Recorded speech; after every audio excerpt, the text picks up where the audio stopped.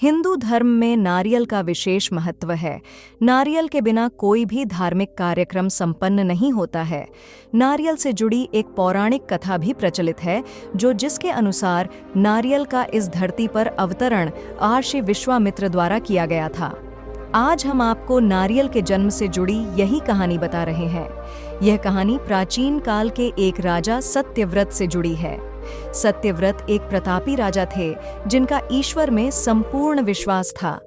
उनके पास सब कुछ था, लेकिन उनके मन की एक इच्छा थी जिसे वे किसी भी रूप में पूरा करना चाहते थे।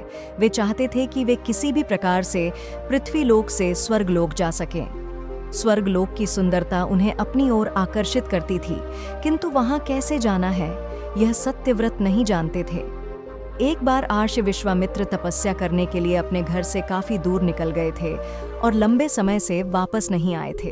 उनकी अनुपस्थिति में क्षेत्र में सूखा पड़ा गया और उनका परिवार भूखा प्यासा भटक रहा था। तब राजा सत्यव्रत ने उनके परिवार की सहायता की और उनकी देखरेख की जिम्मेदारी ली। जब महर्षि विश्वामित्र वापस लौटे तो उन्हें परिवार वालों ने राजा की अच्छाई बताई। वे राजा से मिलने उनके दरबार पहुंचे और उनका धन्यवाद किया। शुक्रिया के रूप में राजा ने महर्षि विश्वामित्र द्वारा उन्हें एक वर देने के लिए निवेदन किया। महर्षि विश्वामित्र ने भी उन्हें आज्ञा दी। तब राजा बोले कि वो स्वर्गलोक जाना चाहते हैं, तो क्या महर्षि विश्वामित्र अपनी शक्तियों का सहारा लेकर उनके लिए स्वर्ग जाने का मार्ग बना सकते हैं? अपने परिवार की सहायता का उपकार मानते हुए महर्षि विश्वामित्र ने जल्द ही एक ऐसा मार्ग तैयार किया जो सीधा स्वर्गलोक को जाता था। राजा सत्यव्रत खुश हो गए और उस मार्ग पर चलते हुए जैसे ही स्वर्गलोक के पास पहुंचे ही थे कि स्वर्गलोक के देवता इंद्र ने उन्हें नीचे की ओर धकेल दिया। धरती पर गिरते ही राजा महर्षि विश्वामित्र के पास पहुंचे और रोते हुए सारी घटना का वर्णन करने लगे। देवताओं के इस प्रकार के व्यवहार से महर्षि विश्वामित्र भी क्रोधित हो गए, परंतु अंत में स्वर्गलोक के देवताओं से वार्तालाप करके आपसी सहमति से एक हल निकाला गया। इसके मुताबिक राजा सत्यव्रत के लिए अलग से एक स्वर्गलोक का निर्माण करने का आदेश दिया गया। ये नया स्वर्गलोक पृथ्वी एवं असली स्वर्गलोक के मध्य में स्थित होगा, ताकि ना ही राजा को कोई परेशानी हो और ना ही देवी देवताओं को किसी कठिनाई का सामना करना पड़े। राजा सत्यव्रत भी इस सुझाव से बेहद प्रसन्न हुए, किंतु न जाने महर्षि विश्वामित्र को एक चिंता ने घेरा हुआ था।